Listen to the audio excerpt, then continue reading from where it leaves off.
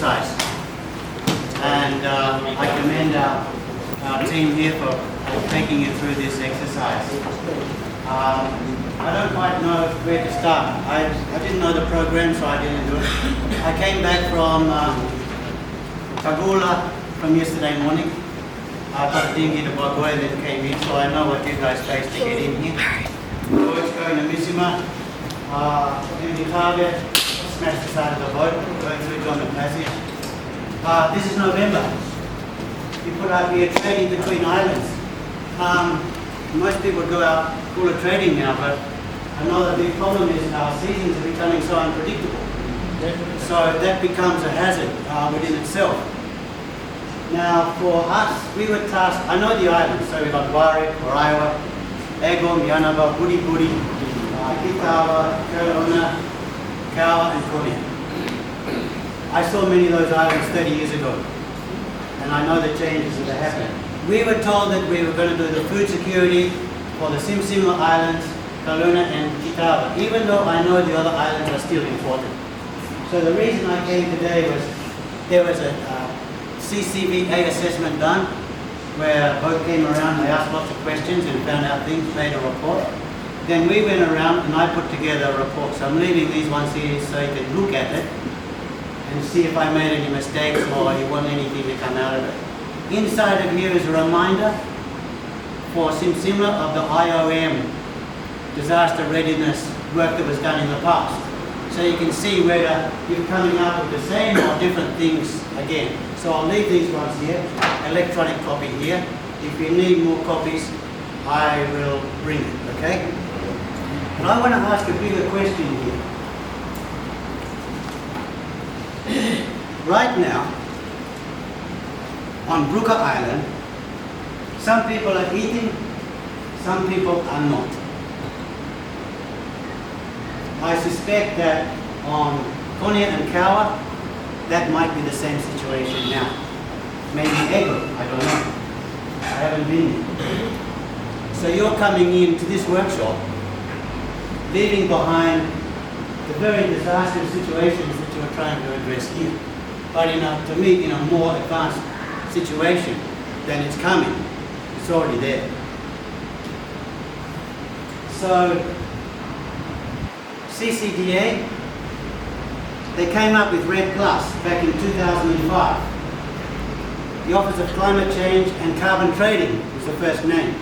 They've been fiddling and fiddling and fiddling and fiddling, and RED Plus is still not proactive in Papua New Guinea.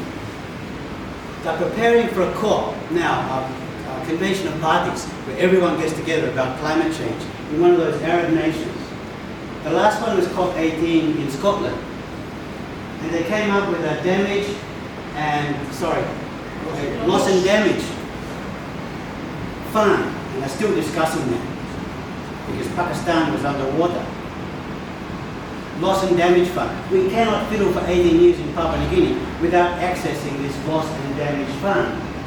So what you're doing here is part of Milne Bay's bid for loss and damage fund to the people that have caused climate change. We don't need a lot of convincing. And these are the questions I want to ask, serious questions I want to ask from what I saw. Budi Budi. Last time I went there, 250 people. Earthquake in Gizo, it came and washed over the island. The island is getting smaller, it's a sand. We've lost sand caves, what in sand caves, where the turtles and birds were nesting. We've lost them on the Papuan Barrier. We've lost them in the Louisias. We're going to lose Budi Budi. Fortunately, they have a village on eastern Woodlark. My question is, when there's no land, when there's no water, when you can't grow your food, or the reefs have gone bugger up, where are you going to live? That's the question for Budi Budi. And when is that going to happen? Okay, where do we go next? Let's look at Ego, Yanava. Ego, just a small rock. Their water dries up. The garden's just bigger than this table. The tapioca is big. They go to Yanava, they sell there for water, gardens. What happens if Yanava is taken over by water. Where are the people from Yanava and Egon going to live? You're going to live on woodland? You're going to come to the mainland? Do you want the government to buy Doiny Island of the Neville family? The people of Ocean Island, Kiribati, they mined all the island for superphosphate. They got the royalties. They bought an island in Fiji and are living in Fiji. They wanted to maintain their island lifestyle. Lost and damaged fund. What does that mean for Milne Bay Province? Okay, let's look at Konya. Konya, there was an earthquake, went over the island, there was a tsunami. They lost one little boy. People were holding on to coconuts. Could happen again, who knows? But what happens if sea level rise comes up and the village of Konya is gone? And the coconut plantation behind is gone? And the island next door, the flat land is gone? Are people going to live on the side of the mountain, the small mountain there? Where they're going to plant their coconuts? Are they going to stay there or do they have to move? Okay, let's look at Kuraiwa. Talking to old people there, they said, oh, the beach on the south side used to be past a reef, 150 meters away. Already you're losing your soccer field. You're going to lose your school. You're going to lose your aid post on the north coast. You're not going to have any flat land left. Are you going to live on the hill of your island? And how are you going to plan for that? Same with Tubi Skelton. Not in this project, but there are still similar islands. What about Wari? Wari, a beautiful island with all the kokomo trees and sido trees and roads going through. Cyclone came, took it out. Another cyclone came, took it out. People moving to the north coast. What happens when you lose all your flat land? You're going to live on the side of the hill? I saw an island for sale down Sua on the internet. Why would the Indians come and get our islands and live on them when we might need them for ourselves? Loss and damage. Billions of kina there. Milne Bay Province, the biggest maritime province in Papua New Guinea. What does that mean? It means we're island people. It means we've been affected by these things. Okay, let's look at Kailuna. Mulakwa. Mulakwa, village along the sand. Already some houses gone. That beach is going to disappear. When that beach disappears, it joins up with a freshwater swamp behind. The freshwater swamp becomes salt water. It all join up. Now where's your fresh water? Where are you going to put your garden? Mulakwa, where are you going to move to? Somewhere else in Kailuna? Kirawena, Troben Island? There's enough people there already. Where are you going to go? So, sea level rise, we're seeing these sea surges, but let's look at the next generation, 2050. What are we going to do for 2050? So that's why we're here as leaders. We're going to form committees. My wife's father was a village constable. They lived up on the mountain at Alotau. 50 years ago, he made a decision. We bring the family down to the beach and we form Madana. I want my children to go to school. They became nurses, they became teachers, now they're becoming engineers, they're becoming surveyors, becoming accountants. But now sea level's coming up. We're going to have to leave that village again. Where is the leader amongst us to make a decision for the next 50 years? Who are the leaders amongst us here who are making the next decision for the next 50 years? And I think the committee looks something like this. Who are the landowners? Who have the rights over that? Who is the person that can say, you're too much big head, I cut you off the land? Who is that? It's your sister. So your sister is either the chair of the committee or one of the prime advisors to the committee for each clan, because each clan has their own resource. Some has plenty. You imagine the situation before it was, sorry, I'm talking too fast, English my language, I should slow down. Before it was a big clan with big land. Somehow your clan died out. And you have plenty of land. But you're not using it.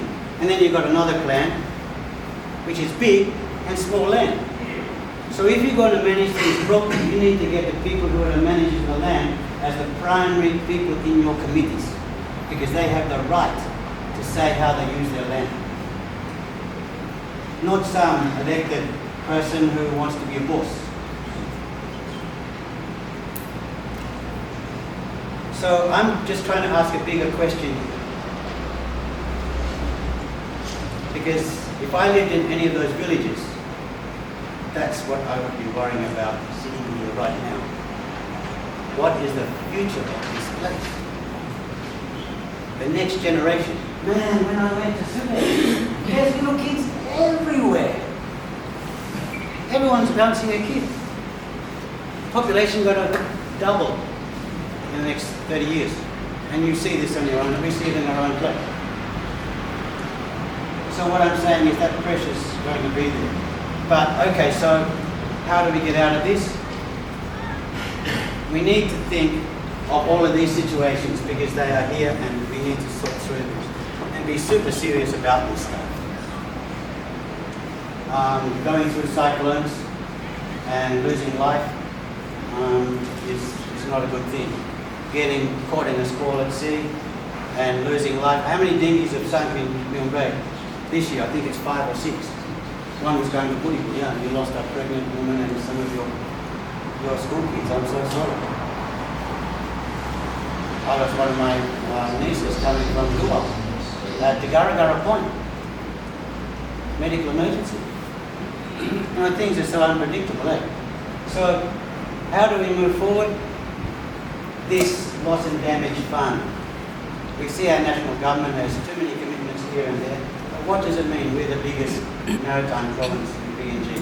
It means we need to look critically at all our islands. Which ones are we going to lose first? And those of us here, we know. Other islands we didn't mention. Munuata, Torres, Tewa Tewa.